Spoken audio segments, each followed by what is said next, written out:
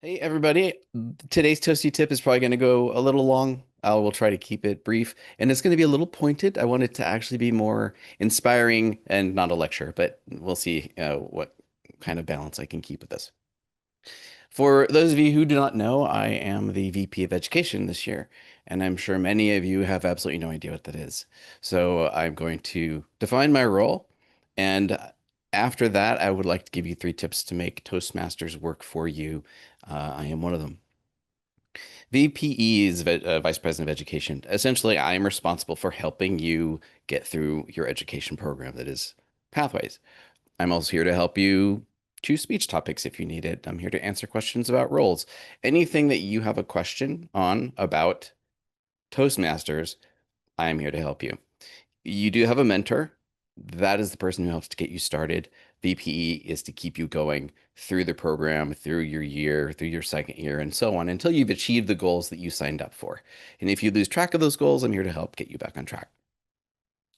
Three tips to make Toastmasters work for you. I thought about the simple ones, sign up for roles, give speeches, and so on, but those aren't really tips. That's stuff you should know.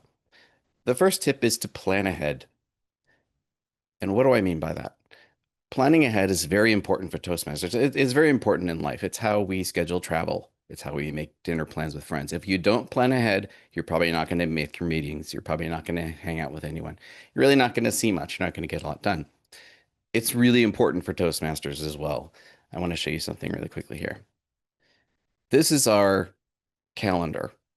If you look at this, we're not planning ahead very much. We have this week's meeting filled and then nothing. Literally nothing. We have Toastmasters signed up, but that's it.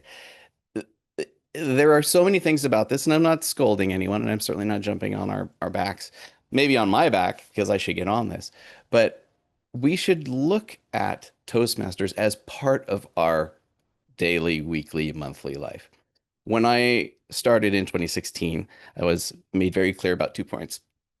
Toastmasters is go at your own rate. So give speeches when you want, show up when you want, and so on. But that being said, it was also suggested that I give a speech every 6 to 8 weeks. Plan ahead, plan to do something in 6 weeks, plan your next one in 6 weeks, and so on. So to do that, and I'm going to show this next photo. So I put myself down for a speech in 5 weeks. And I don't know about you, but simply seeing someone signed up makes me feel really good. It doesn't matter that it's me, but it gives me a reason to look at that day and say, hey, maybe I'm going to show up for that. So I encourage you all to do the same thing. Think, hey, in 5 weeks, will I be at the meeting? It doesn't matter if you don't have a topic yet. You can just throw your name down and sign up.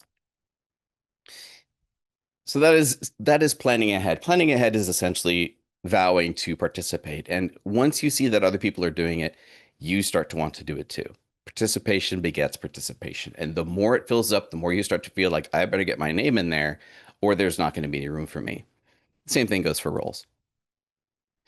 The second tip is to lay out your path and pathways. So pathways is a big, huge thing. It's the education program that they've created for us.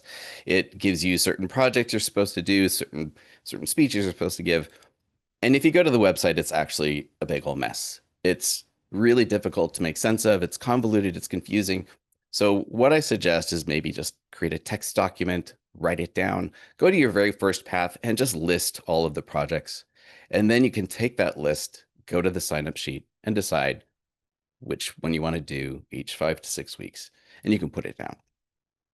It's not forcing yourself to do anything, but it's kind of promising yourself what you promised when you signed up is that you would do what you wanted to do to meet your goals. And this builds momentum. Momentum actually helps other people to do the same thing.